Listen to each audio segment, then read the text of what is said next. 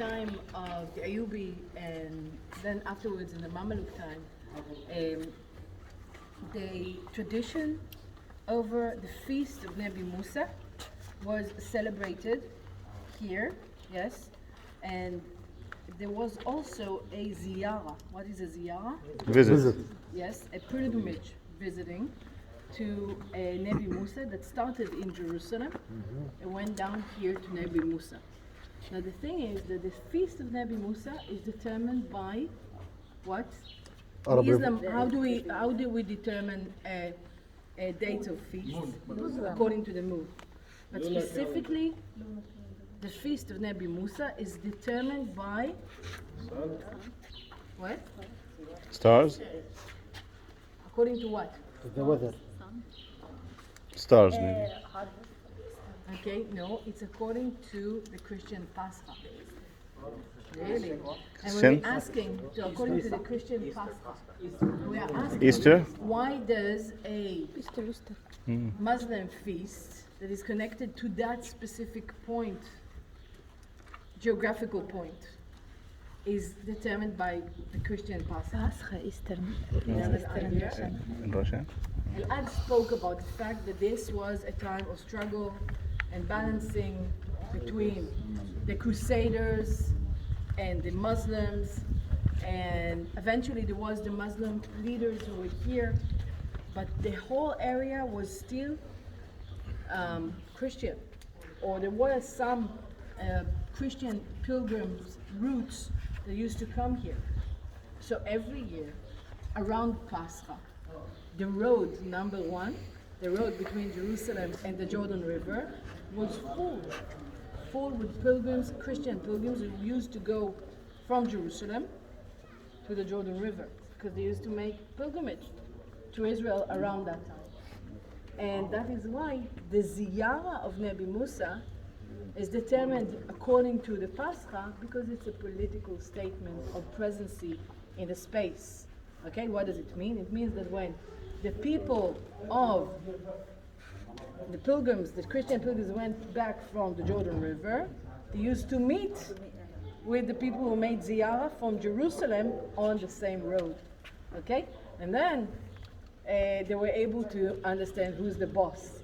Okay? Because the ziyarah was all with horses, yes, and with triumphal elements, and it made a lot of, let's say, impression in the space in order to show that there is a strong Muslim presence in the area, and not only Christian pilgrims who stayed here from or came here along the Christian areas of the land of Israel. So again, something here is also connected to the road, which we speak about it for such a long time during the day. Yes. It's connected strongly with that. Okay. Another thing is connected to the 20th century, to the ziyarah of Nabi Musa that started from Jerusalem in the year 1920. That right before the ziyarah went towards Nabi Musa, they started the feast. The people who had a part of the feast, they went to celebrate here, started riots in the old city of Jerusalem, and it became very, very political. Okay, the whole feast, the whole place became very political, and these riots considered to be the riots of Nabi Musa in 1920, which after that the British mandate told the Muslims, you're not allowed to do this ziyarah, this pilgrimage to Nabi Musa anymore.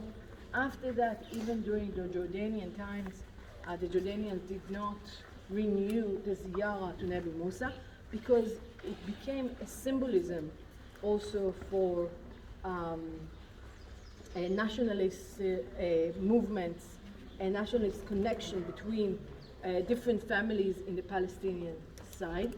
Okay, so even the Jordanians did not allow that. And later on, during the Israeli time, when the Israelis allowed the Palestinians do this ziyarah again?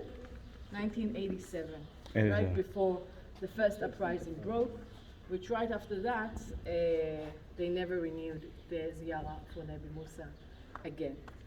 Today, within the past few years, there are celebrations of Nabi Musa, which take place over here, and people come from all over the country, and there's a huge fair that is taking place here for a few days, and it's really interesting. Okay, the place was used, by the way, as a center as a rehab center for Victims.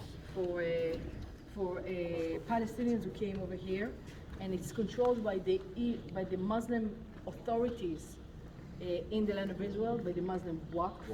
Okay, and within the past few years, there were also some investors who invested a lot of money in order to renovate and rebuild this whole place and make it a hotel. Okay, in the midst of the corona of COVID, it froze everything up, and we'll see within the next few years what will develop. Okay, so if you follow me, by the way, the stone here, if you wet it, make it wet, it's made out of black. And it's called Hajar Mizrut. Okay, it's a type of rock. Put the water on.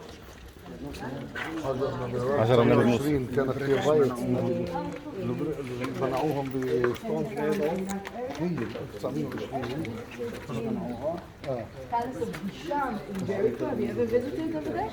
Yeah. So there was also the original floor of the Palace of Hisham is made out of Hajar. Nabi Musa.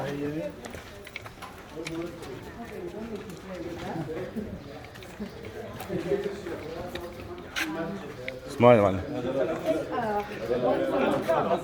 Is a point that ايش على ستونز من اوف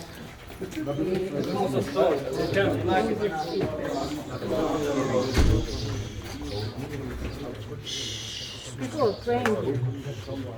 Okay? جامع شباب صلوا.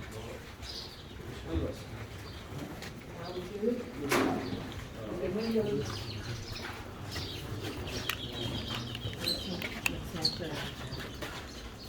Let's not interrupt them because people are praying here in the room. And if you ever go inside, you'll be asked to take off your shoes. Okay? So over here is also what is called the Makam of Nabi Musa, the place where maybe he was burial plot. Follow those. We go back.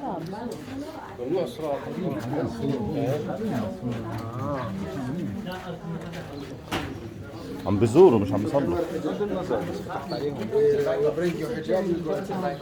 Pilgrims, כן, היא בתוך הזה, אבל בפנים. This is much later. وين العالم؟